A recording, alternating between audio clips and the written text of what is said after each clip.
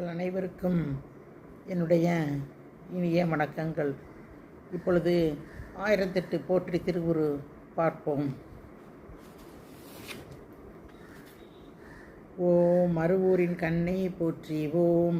ஓம் ஆலயம் அமர்ந்தாய் போற்றி, ஓம் ஓம் ஆன்மீக அவதாரமே போற்றி, ஓம் ஓம் திருப்பதி நின்றாய் போற்றி, ஓம் ஓம் திகழ்பதியெல்லாம் நீயே போற்றி, ஓம் ஓம் ஆதார சக்தியே போற்றி, ஓம் ஓம் ஆராதார அமிழ்தமே போற்றி, ஓம் ஓம்